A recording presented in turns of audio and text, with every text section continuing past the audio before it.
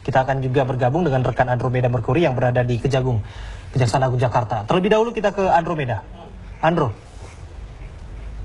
Baik, Abraham, 8 hari Susno Duaji menjadi buronan sampai akhirnya semalam menyerahkan diri di Lapas Kelas 2 Cibinong. Saya sudah bersama dengan Kapus Penkum, Pak Untung. Bisa diceritakan, bisa dijelaskan kembali kronologi penyerahan diri Susno Duaji, didampingi siapa Susno Duaji menyerahkan dan alasannya apa, Pak? Begini ya, saya luruskan bahwa Pak Susno Duaji itu bukan menyerahkan diri, tapi beliau itu bersedia sebagai warga masyarakat yang patuh dan taat kepada hukum. Jadi prosesnya sebagaimana telah kita ketahui dan apa yang sudah disampaikan oleh Pak Jaksa Agung pada tadi pagi, bahwa pada hari Kamis tanggal 2 Mei 2013 Pak Jaksa Agung kedatangan seorang bernama Haji Untung Sunario. Beliau menyampaikan pesan kepada Pak Jaksa Agung bahwa ada pesan dari Pak Susno Duaji dan keluarganya. Menyampaikan pesan bahwa beliau bersedia untuk dieksekusi karena beliau sebagai warga masyarakat yang patuh dan taat kepada hukum.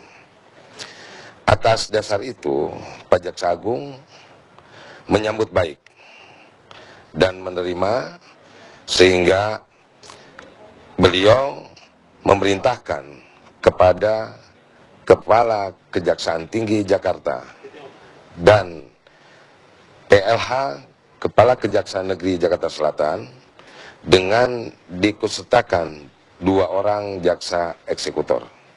Ya.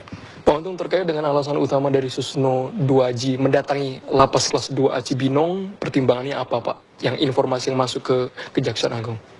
Jadi begini, pada tanggal 11 Februari 2013,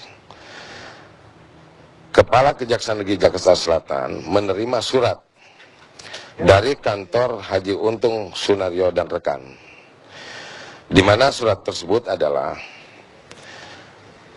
isinya menyampaikan bahwa kliennya bersedia untuk dieksekusi dan memohon untuk pelaksanaan eksekusi dilaksanakan di Lapas Kelas 2A Cibinong. Pak Untung, tadi ada pernyataan dari Pak Susno bahwa ketika sudah mendatangi Lapas Kelas 2 Cibinong, ini merupakan multi tafsir walaupun ia menyerahkan diri tunduk secara hukum.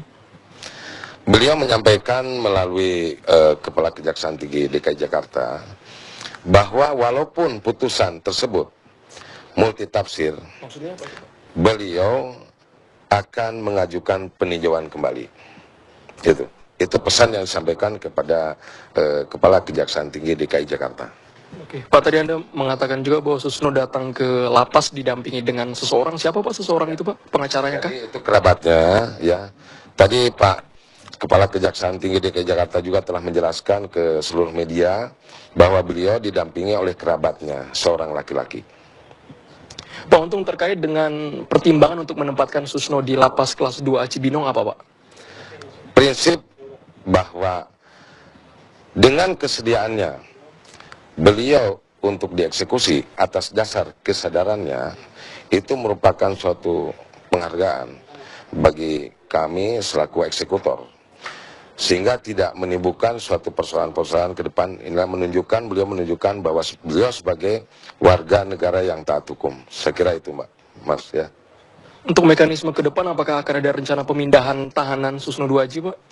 Saya kira yang penting kita telah menyaksikan bahwa beliau sekarang sedang menjalani putusan pengadilan dan berada di Lapas Kelas 2 Cibinong. Ya, kita lihat aja perkembangannya. Saya kira itu. Dari kuasa hukum Susno Duaji, Bapak sudah mendapatkan kabar bahwa rencananya siang ini dari Fredrik Yunadi akan melakukan press conference dan mengupayakan PK sesegera mungkin? Belum ya, belum. Kami belum mendengar itu. Bisa ditegaskan kembali, Pak, mekanisme penahanan Susno ini dari Lapas Kelas 2 Cibinong rencananya akan dipindahkankah atau ditetapkan dulu di Cibinong ini dengan pertimbangan apa? Bisa dijelaskan kembali? Itu tadi sudah dijelaskan bahwa atas dasar permohonan dan permintaan pelaksanaan eksekusi dilaksanakan di lapas kelas 2 A Ciberong. Ya, kita lihat aja perkembangannya. Ya. Oke, baik, terima kasih Pak Untung. Kami juga sembari menunggu konferensi pers upaya atau kuasa hukum yang rencananya akan mendatangi Kejagung juga. Ya Pak ya, untuk hari ini.